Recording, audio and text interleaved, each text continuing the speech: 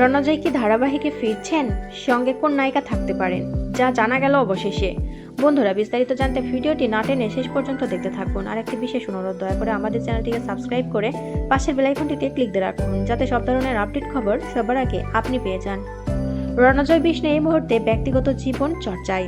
14 ফেব্রুয়ারি 7 পাকে বাধা পড়তে চলেছেন তিনি পাত্রী অভিনেত্রী শ্যামাপ্তি মদলির সঙ্গে। জানা যায়, শ্যামাপ্তি মদলির সঙ্গে একটি ধারাবাহিকের শুটিং থেকেই রণজয়ের ঘনিষ্ঠতা। সোশ্যাল মিডিয়াতে আইবুড়ো ভাত খেয়ে ছবি পোস্ট করেছেন রণজয় আর শ্যামাপ্তি। তবে অনুরাগীরা নায়ক নায়িকার কাজের খবর নিয়েও আগ্রহ প্রকাশ করেছেন। টলিপাড়ায় চর্চা হলো, রণজয় বিয়ে নিয়ে ব্যস্ত হলেও নতুন ধারাবাহিক নিয়ে কথা এগিয়ে রেখেছেন। জি বাংলার জন্য শ্বেতা ভট্টাচার্যের সঙ্গে জুটি বেঁধে রণজয় একটা হিট ধারাবাহিক করেছিলেন। তবে এবার নাকি কথাই গিয়েছে স্টার জলসার সঙ্গে। প্রযোজক পরিচালক রাজ চক্রবর্তীর তত্ত্বাবধানে একটা নতুন ধারাবাহিকে দেখা যেতে পারে রণজয়কে। তবে বিষয়টা এখনো চূড়ান্ত হয়নি। তোমাদের রানী ধারাবাহিকে দেখা গিয়েছিল অভিকা মালাকারকে। এই ধারাবাহিকের জন্য চ্যানেল কর্তৃপক্ষ নাকি তার নামই ভেবেছে। তবে রণজয় অভিকার জুটি শেষ পর্যন্ত তৈরি হবে কিনা তা জানতে কিছুটা সময় অপেক্ষা করতে হবে।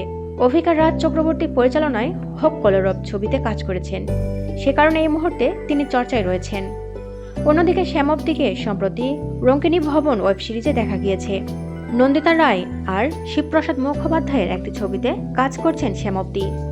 রণজয় শ্যামাপ্তির কিছু অনুরাগী আবারও চাইছেন তারা জুটি বেঁধে বাংলা ধারাবাহিকে ফিরুক।